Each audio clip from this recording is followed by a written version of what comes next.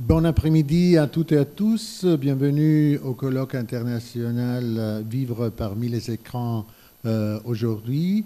Je donne tout de suite la parole à Monsieur le Président de notre université, Jacques Combi, pour l'ouverture, on va dire, officielle du colloque. Merci Maro, je ne vais pas vous ennuyer longtemps, je suis là surtout pour vous dire bienvenue à l'Université Lyon 3. Nous sommes ravis de vous accueillir. J'espère que vous passerez un séjour qui vous plaira au-delà des débats que vous pourrez avoir et des échanges sur le sujet sur lequel je reviendrai très ponctuellement, mais je ne me risquerai pas à faire de trop longs commentaires. Je suis trop bien entouré pour prendre ce risque. Et je voudrais dire aussi toute ma satisfaction bien de faire l'ouverture une fois de plus, si je peux dire, Mauro, et notamment quand tu organises des choses. Parce que je suis venu quelques fois pour la philosophie de Lyon 3, je dirais la philosophie lyonnaise, parce que on parle d'école de philosophie lyonnaise et Lyon 3 pour le moins plus que participant, on parle même parfois de l'école de philosophie de Lyon 3. En tous les cas, j'ai beaucoup de plaisir à être président d'université où la philosophie est un des fleurons de nos composantes. Ne le cachons pas, c'est une des composantes qui fait notre réputation à Lyon 3. Donc je remercie bien ceux qui étaient là avant et je remercie ceux qui sont là aujourd'hui. Merci beaucoup. J'ai une raison de plus d'être là parce que j'ai à ma gauche quelqu'un qui s'appelle Mauro et mon arrière-grand-mère était italienne. Donc c'est une raison de plus d'être aux côtés de Mauro. Mais bon, c'est pas quand même la seule raison qui m'a fait venir. Je voulais remercier aussi Jean-Philippe. Je remercie Mauro parce que je crois que tu as pris une grande part dans l'organisation de cette journée. Jean-Philippe prend une grande part dans l'organisation des journées, mais aussi de manière plus générale dans la situation de Lyon 3, à l'échelon local, à l'échelon national, sur nos projets. Et je suis heureux d'avoir à côté de moi aussi un philosophe, là encore, qui participe, fait valoir notre université dans une philosophie très ouverte, je dirais, et qui n'a pas peur de travailler avec des mondes multiples, différents, même le monde industriel. Bon, d'histoires de chair ensemble, d'autres qui se construisent dans l'avenir. Donc c'est vraiment un très grand plaisir d'être là avec vous. Puis je dirais simplement un petit mot sur le sujet, qui est forcément un sujet plus que d'actualité, et qui est un sujet passionnant. Il est aussi passionnant pour moi parce que, au passage, en dépit de mon âge déjà très avancé, j'ai une petite fille de 10 ans et un petit garçon de 7 ans. Donc l'écran, vous imaginez ô combien on en parle souvent chez nous, et ô combien on essaye de gérer, je dirais au mieux, l'écran. Il y a eu beaucoup d'écrits là-dessus et je ne me risquerai pas. Mais c'est une vraie question de père aussi. C'est pas qu'une question de père, c'est une question qui est intéressante à bien des niveaux, pour l'avenir des universités aussi, parce que l'avenir est potentiellement lié aux écrans. Il est peut-être pas lié n'importe comment aux écrans. Tout le monde veut en faire. Il faudrait quand même réfléchir à comment on en fait. Je pense à plein de choses qui sont associées à l'écran, les MOOCs par exemple. Dont tout le monde nous parle, mais sur lesquels on va de manière un peu rapide et avec parfois un certain manque de réflexion. Et puis ce qui est intéressant aussi dans la dimension internationale de votre colloque, j'en parlais tout à l'heure avec Mauro et Jean-Philippe, très modestement, je disais que la première chose qui est intéressante, c'est de voir le sens qu'a le mot écran chez nous, en France. C'est un sens large, qui d'ailleurs étymologiquement n'a pas grand-chose à voir avec cette surface qui est devant nous, elle est plutôt liée à quelque chose qui protège. Bonne question sur l'écran d'aujourd'hui d'ailleurs. Et quand on engage une discussion et quand on le définit sous des angles divers et à travers, je dirais, les langages différents, en anglais on ne dirait pas écran au sens où on l'entend chez nous. On pourrait le dire monitor, on pourrait dériver sur screen, mais ce serait différent. C'est plutôt monitor dans le sens peut-être que vous allez évoquer. Et puis je ne ferai pas un tour complet, même si je m'intéresse aux langues, je dirais des divers termes qui le définissent dans un pays ou à un autre. Donc voilà, je ne vais pas faire plus long, j'aurais pourtant envie, j'avais même préparé, je vous la fais quand même, ma petite citation. C'est quelque chose que je dis à mes enfants lorsque ils sont un peu trop obsédés par l'écran. Je ne sais pas si vous connaissez Méry, qui était un journaliste, et qui était un journaliste très engagé, anarchiste, etc., communiste à son temps, enfin, et qui disait de l'écran, puis sur ce rideau s'installa l'écran, où l'on vit gambader toutes d'en dehors des troupeaux de nymphes et de formes redoutables, entraînées dans des luttes sans merci. Alors c'est peut-être un des objets des conversations que vous aurez aujourd'hui. Il y a sans doute derrière ces écrans des choses positives, mais il y a aussi des troupeaux parfois de nymphes mais aussi de hordes barbares sans merci. Voilà, je vous laisse entre vous. Merci encore une fois d'être là, je suis vraiment ravi de vous accueillir. Vous serez toujours bienvenus à Lyon 3. Nous aimons les philosophes à Lyon 3. Au revoir.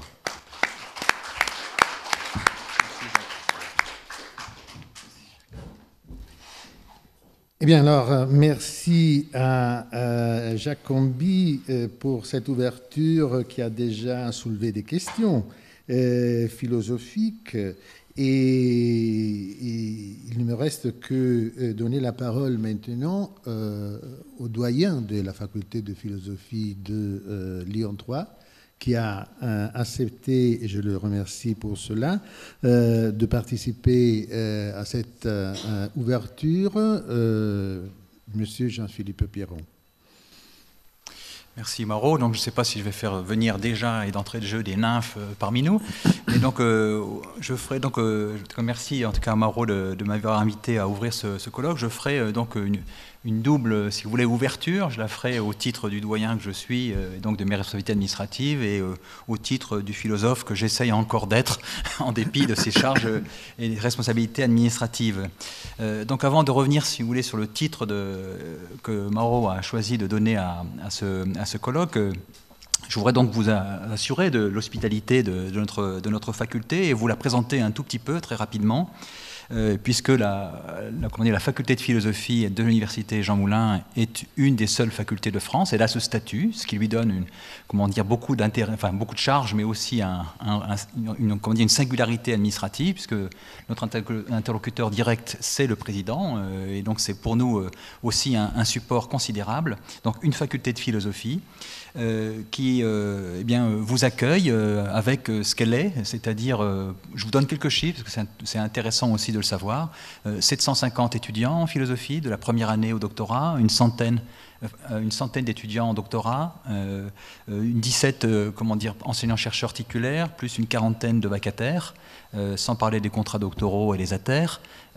Et puis, donc, parmi ces masters, donc, un master original intitulé donc, Esthétique et culture visuelle, dont notre collègue Mauro Carbone a la responsabilité et qu'il dynamise avec son inventivité que vous connaissez. Bref, donc c'est cette hospitalité-là, je veux dire, que nous mettons à votre disposition tout au long de votre séjour à Lyon, et donc je vous la redis. Mais d'une certaine manière, je me dis à des philosophes, qu'est-ce qu'on peut offrir de mieux comme hospitalité que celle de nos questions? Et donc maintenant, je voudrais donc prendre de nouveau la parole, mais au titre de l'enseignant et du philosophe que j'essaye d'être, en vous disant un petit peu quelles sont les questions que je me suis posées concernant finalement ce projet qui nous réunit pendant 3 jours. En faisant d'abord une observation ou une transition, observant que penser la question des écrans ou vivre parmi les écrans aujourd'hui dans le cadre d'une enceinte universitaire, c'est déjà finalement être confronté à un certain nombre d'enjeux. J'en vois très rapidement 3. Le premier, c'est je pourrais poser la question à la manière de Lévinas. L'écran est-il un visage? Aujourd'hui, et de plus en plus, nos étudiants sont aujourd'hui dotés, portés par une multiplicité en fait d'écrans. Et quand on enseigne aujourd'hui, au-delà du visage, il y a la figure bleutée en fait des écrans. Donc, du point de vue pédagogique, cette question donc, se pose. Elle se pose bien évidemment du point de vue théorique dans la concurrence, discussion entre ce qu'on pourrait appeler la logosphère et l'iconosphère. Qu'en est-il en fait d'une culture où la question des images entre en discussion avec celle à la fois effectivement de la parole, mais aussi parce que nous sommes de cette culture-là de l'écriture. Et puis effectivement, du point de vue d'une réflexion plus globale sur ce que c'est que la transmission, de fait, les écrans aussi, dans le champ universitaire, interrogent comment, de cette façon, la transmission se trouve travaillée, discutée, je ne sais pas si elle est remise en cause, mais en tout cas dans sa dimension verticale pour se penser sur un mode beaucoup plus horizontal, puisque les écrans permettent, de cette façon, peut-être ceci, en tout cas le promettent, je ne sais pas s'ils le permettent. À partir de là, donc je disais quelques questions que je me suis posées en lisant à la fois le titre du colloque et le titre des interventions, des communications que vous avez chacun et chacune proposées. Je ferai d'abord. Donc je ne suis pas spécialiste, donc je me risque devant vous si vous voulez, à des questions peut-être naïves, et donc je m'en excuse. La première, c'est d'abord ce titre qui choisit, en s'intitulant « Vivre parmi les écrans », de mettre entre parenthèses le « mi » de « parmi les écrans ». Ce que je trouve intéressant, c'est le suspens de ces parenthèses qui, finalement, peut-être, ces parenthèses elles-mêmes viennent laisser de côté une lecture qu'on pourrait appeler sceptique et inquiète concernant la place que les écrans prennent dans notre société et dans notre culture. De fait, on entend, on lit souvent en fait que la vie par les images promet, plutôt que de la créativité, elle promettrait plutôt une forme de pathologisation générale de l'existence, selon laquelle finalement la prolifération de ce système complexe de télécommunications sans fil, cette prolifération elle-même serait à l'occasion de nouveaux troubles, des troubles à la fois mentaux et des troubles sociaux.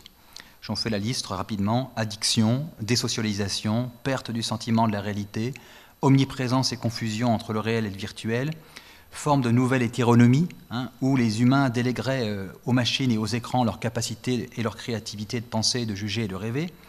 Bref, on pourrait faire une lecture possible d'un vivre parmi les écrans à partir finalement d'une réflexion sur l'imagination comprise comme folle du logis et qui trouverait dans les moyens technologiques contemporains une amplitude, une amplification considérable, telle sorte que effectivement la confusion entre le vraisemblable et le vrai serait éminemment construite, mise en abîme platonicienne et vertigineuse, où finalement le monde deviendrait tout entier du simulacre. Le projet de ce colloque, me semble-t-il, n'est pas d'appréhender la question des écrans sous l'angle sceptique de la pathologie, mais sous l'angle pathique du sentir. Comment les écrans affectent-ils, stimulent-ils notre capacité de ressentir, notre modalité d'être présent de façon sensible à soi, aux autres et au monde? Donc demander comment vivre parmi les écrans, n'est-ce pas chercher alors à élaborer une nouvelle manière de comprendre les identités contemporaines et de voir comment ces identités, à la fois individuelles et collectives, se comprennent, se figurent, qui elles sont? Bref, est-ce que les écrans n'inaugurent pas, en modernité tardive, une nouvelle modalité du « connais-toi toi-même », invitant finalement à une forme d'examen de soi par la médiation d'un dispositif imageant et par la mise en abîme du soi dans l'épaisseur d'un réseau? Mais, et donc Jacques Comby y a fait allusion il y a quelques instants, l'écran n'est pas alors d'abord ce qui fait écran, contrairement à ce que le mot en français suggère. Puisque de fait, si en français on n'a qu'un seul mot, il suggère l'idée d'une surface qui fait arrêt sur image, donc il suggère l'idée d'une rupture, alors que ce que nous cherchons à penser ici, c'est quelque chose qui ouvre sur un flux. Aussi, il s'agirait donc de comprendre que faire écran s'entendrait comme une interface entre la multiplicité indistincte et inventive de la réalité informatique, le flux des images, et la texture d'une existence qui donne corps, éprouve, ressent, incarne dans le singulier de son contexte ces images, donc dans des inscriptions sensibles. Donc le titre du colloque suggère que la généralisation des écrans, du cinéma vers la télévision, puis l'ordinateur et aujourd'hui le terminal sans fil individuel, et l'attrait qu'ils ont rencontré, affectent le rapport à soi, le rapport aux autres, le rapport à la vie sociale. Or, si cette question ou cette hypothèse se pose, cela tient au fait que l'écran n'est plus le tableau du peintre. Si on a pu dire du tableau qu'il est une fenêtre ouverte sur le monde, avec la réflexion sur la perspective, avec l'écran, c'est le monde qui vient s'inviter chez soi. Et se brouille alors la figure ou la séparation de l'intime et du public. Nos chambres deviennent des agoras. Aussi, donc, avec les écrans, le monde à flux continu entre chez nous. Et nous pouvons, au sens propre, comme au sens figuré, le toucher du doigt. Le monde est non pas sous nos pieds, mais sous nos doigts. Faire écran, alors, ne devrait donc pas s'entendre sur un mode négatif, au sens donc de ce qui empêcherait quelque chose de passer, mais comme un travail, comme une mise en travail, relevant d'une herméneutique de soi et d'une herméneutique des cultures, privilégiant cette fois-ci non plus le texte ou le récit, non plus la narration, mais les images et les réseaux, c'est-à-dire finalement rompant avec l'idée de linéarité attachée à la narrativité. Mais, et je continue encore quelques minutes, tu me dis s'il faut que je m'arrête, mais donc s'il s'agit de vivre parmi les écrans, ceci en fait invite aussi à observer que au niveau mondial, les écrans sont devenus les biens d'équipement les plus répandus et donc finalement génèrent un type de socialité singulière. L'écran terminal protéiforme est devenu au XXIe siècle, si j'ose dire, ce qu'était le couteau suisse au XXe. C'est-à-dire le passe-partout d'un monde où l'industrie dominante n'est plus une industrie secondaire, celle qui exigeait qu'on ait besoin toujours d'avoir sur soi des tournevis, des lames ou des scies, mais une industrie tertiaire, une industrie des télécommunications. L'écran est instrument de communication, outil de transaction commerciale ou professionnelle, équipement audiovisuel portable, micro-ordinateur ou, comme on dit aujourd'hui aussi, ordiphone. Le couteau, si je puis dire, était de l'âge des métaux, l'écran est de l'âge des réseaux. Il ouvre au monde du lien, là où le couteau, pour prendre cette image, était au service des biens. Dire cela suppose deux choses. Il y a là à la fois matière à penser. Les écrans ne sont pas là pour nous faire taire, mais ils sont là pour nous faire parler, créant un nouvel espace transitionnel dans le jeu social. Le transitionnel, si l'on peut dire, y est conçu comme espace transactionnel. Mais les écrans, comme objet technique, relèvent aussi d'un dispositif technique rendu possible à la fois par une ingénierie des télécommunications et par une activité économique. Les écrans donc sont aussi un système technique et comme tel, ils posent une manière de faire monde. Il s'agit alors de s'interroger sur le mode de pensée incorporé dans ce dispositif technique. Comme tout média, les écrans en effet portent en eux à la fois une option plutôt épistémologique. Cette option épistémologique, c'est la valorisation de la logique inductive, du tâtonnement par essai-erreur, au détriment de la méthode hypothético-déductive. Mais en même temps, ils portent en eux une incitation à penser d'une certaine manière, soutenue par une industrie.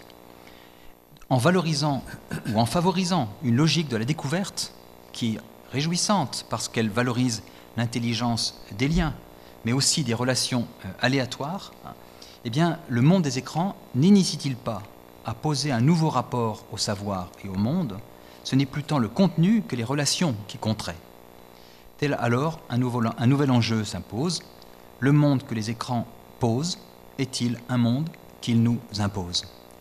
Les écrans servent-ils et encouragent-ils une unidimensionnalisation du monde en imposant une langue universelle, un rythme et une manière d'échanger et d'être au monde? Ou bien l'uniformisation du mode de communication qu'ils permettent peut-il servir, et à quelles conditions, la possibilité de la pluralité, de la complexité et de la diversité? Bref, est-ce que, et je m'arrêterai là, est-ce que ce système complexe est, comme l'aurait pu le dire Simondon, un système hypertélique qui impose sa logique et arrase toute autre manière de penser et de vivre ensemble?